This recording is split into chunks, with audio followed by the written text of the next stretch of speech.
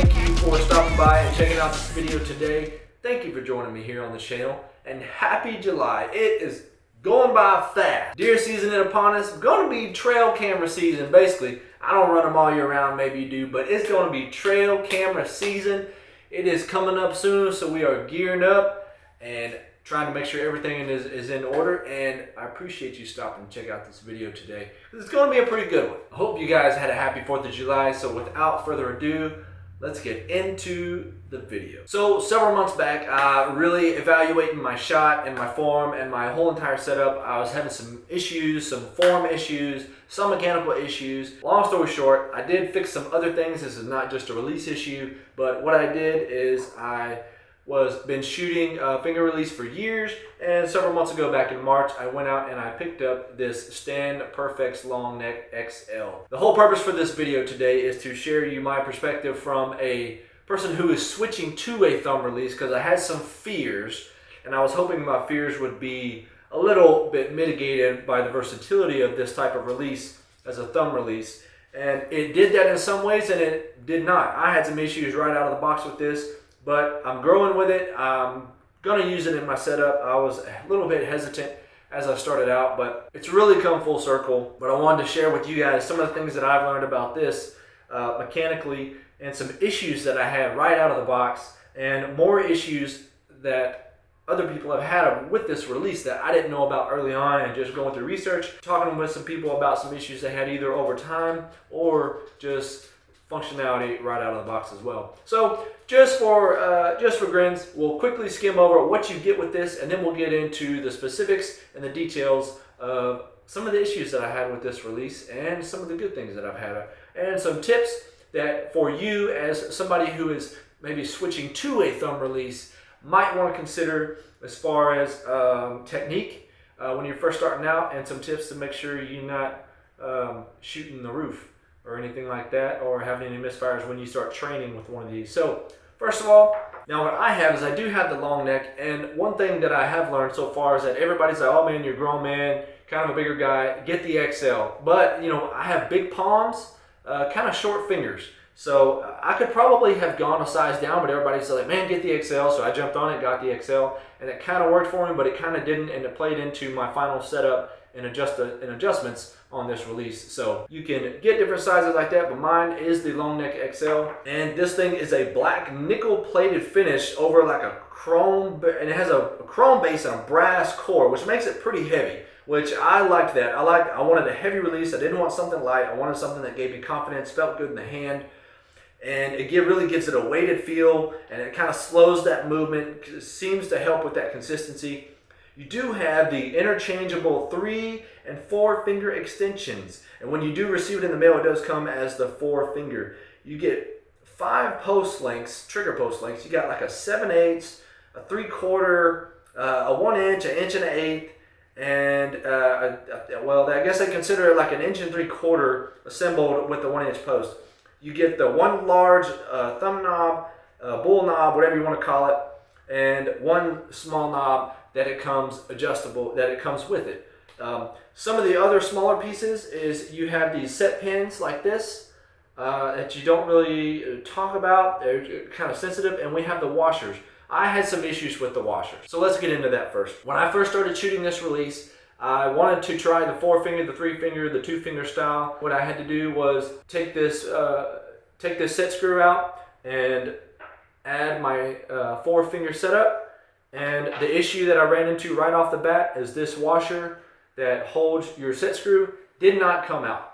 Mine did not come out. I was assuming that it was fixed in there, and after trying to get out with a razor, all kinds of stuff, I didn't want to risk damaging it. I reached out to some people, and they're like, no, you know, that washer is supposed to come out. I could not get it out. Therefore, I could not change out. And when I say I couldn't get it out, it was stuck on the finger release. So I could not get it out to place it onto this one. And this is the actual one right here where the washer is actually stuck in here. It's kind of a recessed set where the washer goes down in there, and that sucker is just fixed down in there. It does not come out, has not come out since I got it. So I could not try the different finger lengths. So I reached out to Stan, told them my issue. They were like, yes, absolutely, that washer is supposed to come out, but no worries, we're going to send you new washers, and we're going to send you a couple of posts and a couple of hinge pins as well. Well, what I did before all that is I tried to make my own washer. You cannot make or buy these washers. I stamped one and cut it. I tried to buy like a number 3 washer, and it just did not work. You can see, and I'll show you right here, the difference in the size of the washers. You can't get these washers unless you get them from Stan. They fit perfect onto this release. They recess down. They're the perfect width, ID and OD, inside and outside, and you're just not going to find them anywhere, so you got to contact Stan for that. And that was something that I ran into right off the bat. It took me about 6 weeks before I could even try the different types of finger styles, but they were great customer service. I will give them that. And then eventually got it all fixed up, ready to go, moving on. Now this stand is, nobody ever wants to talk about the price. This thing is $280, maybe $260 if you find it on sale, but they don't really go on sale that much. And this is one of those things where I wanted to switch through a thumb release, and I didn't want to buy a cheaper one or a mid-level one, turn around 6 months later and be like, man, I want to adjust this, I want to try this. Now I'm going to go buy a more expensive one anyway. And the older I get, I do realize that typically you get what you pay for. So I went all in, and terrible for what we paid for this, but went for it. And I can honestly say, compared to all of my research, this thing is just head and shoulders above as far as adjustability. If you can find one out of the box that fits you, that works for you, that's great. Go with a cheaper version.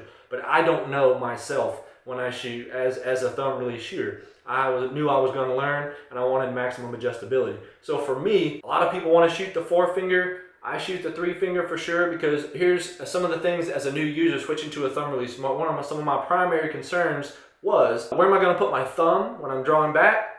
Because I know these things can be sensitive, so I don't have a misfire. And also grip. I wasn't sure about the grip. Now a lot of people do suggest that you do use a lanyard with these just to keep you from losing them. I don't think that's really a grip, but maybe it gives you a little bit of safe confidence that you're not going to actually drop it.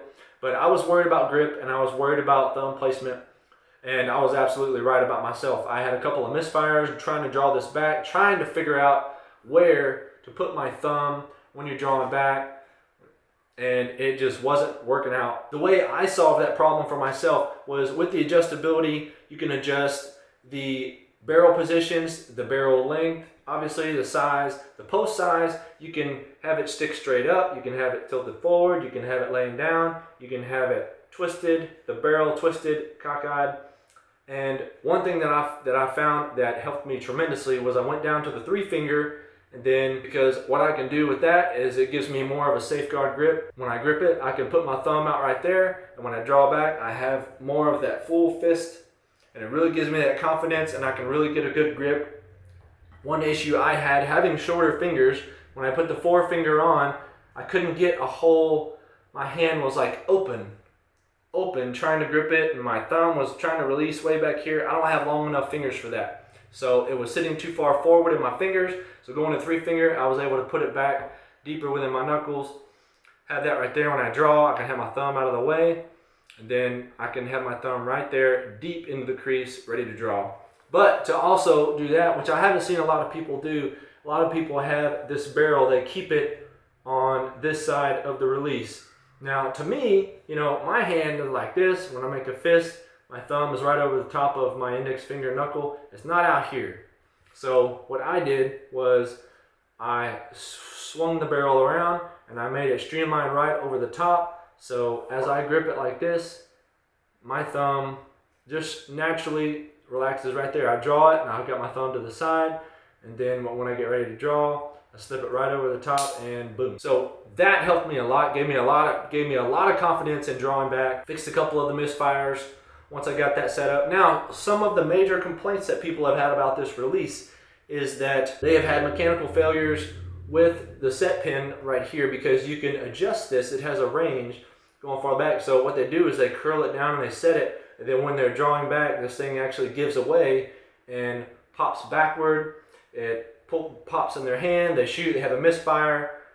God help them if something else happens, or you have a misfire into people, animal crowd, something you don't want to have a misfire into, instead of like a tree. But they have had issues with this sort of releasing or wearing out, folding back. They've had issues with the trigger wearing out or some dust in the trigger, but we all kind of understand that. Some people have also had, I think this is a lot of a user issue. When they actually draw this, they either hold it straight up, they kind of have their hand at a different angle, and they're actually putting more pressure on the hinge that connects to the D-loop right here. That little hinge right there. That thing is not weighted for the weight of a bow. Not at all. It is, and that thing fails. It is just a spring, and if you put bow tension down on this spring, it will bend the spring, release out, and release your string. So make sure you're functionally using this correctly, and all of your string pressure is in your hook, and you will be safe as far as that goes. The other reason I got this release is because I wanted to be able to hang my release on my D-loop, and for me, I had mechanically taught myself wrong. When I was drawing back, I got in the habit of kind of shoulder pulling, coming up, you know, constantly wrist shoulder pulling, coming up. My whole process had way too many steps. So with this, I always had my fist forward, and I draw like this, and I come up, and I find my spot. This release with a thumb release, it forces you to kind of get that hand up, get that elbow up. So it was a head start for me in fixing some functional and mechanical issues. When you draw back, you're drawing back right into your set, right into your anchor point, instead of, for me, pulling down, you know, just pulling back, coming up. And that was also a function of bow weight. I dropped my bow weight down to about 63 pounds because you got to think about when you're in the field, and me mechanically, I was kind of hunched over, and you see some of my older videos, you can see where I was kind of hunched over, leaning into my peep sight. My draw length was not quite right, and leaning into my bow just out of bad habit. When you're not in the correct shooting position when you're hunting, that bad technique is just exaggerated. It makes it difficult to draw your bow, makes it difficult to shoot. You're so out of frame. This, with a nice, near perfect form, if you have to adjust it, if you have to lean out, that's fine. But for me, I was already screwing that up, and this has helped me really get that elbow up, get that streamline from my elbow straight through my arm, get that hand, draw right into my anchor point. I think that's what's great about thumb releases. With the wrist strap, you kind of tend to pull with your wrist, pull with that shoulder blade, which is what I was doing, pulling back and then coming up. Way too much extra movement will cost you a deer, I promise you, eventually. So just to recap, some out-of-the-box issues that people have had, failures of the D-loop, of the spring connection, wearing out or failure of the pin, this popping back, releasing while they're drawing. And then for me, I had issues with the washer being fixed, but they were great. They sent me new parts and all of that. Everything was good to go. And ultimately, that's it. Some people have said that they just had some misfires, things like that. But ultimately, the adjustability makes this thing, and you can see how streamlined mine is right over the top. I do have the barrel just perpendicular with the release. I don't have it angled to the side because I have short thumbs, and I also have it laid over real close to the release because my thumb is short. And that way, you know, I don't have a long thumb though. I'm way out here. So my thumb is right here close to the release, and it's just laying right out. Very comfortable, very natural. And the other thing that was a big adjustable function for me was adjusting the tension on the barrel. Right here, these two set screws up here, this top one helps adjust the trigger tension. And for me, I like to use, this was another tip that I got from somebody who's a longtime thumb shooter. You can use your thumb almost like a tension release. And once you lay your thumb over, you kind of push that pressure. You don't really pull with your thumb, you just pull with your back, and ultimately that will just help pull your thumb through. And that is a great feel. So it really takes that pulling, yanking that you're trying to eliminate with this rather than a finger release. There's still a possibility you could do it with a thumb.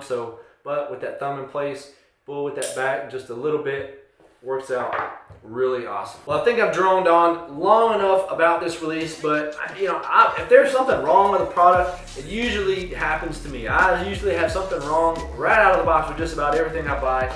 That Muddy Pro camera arm, the post didn't even fit in the tree bracket. Never even fit. $80-some, just terrible. I seem to have issues with everything. So if you want to know what's wrong with the product, swing back by here on the next gear review and we'll talk about it, because I'll probably have some issues with it.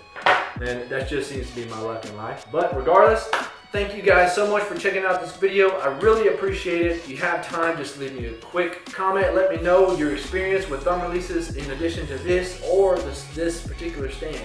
And there's other great videos that go into detail. This is more of me just giving my experience as a new thumb shooter and what it's done for me so far.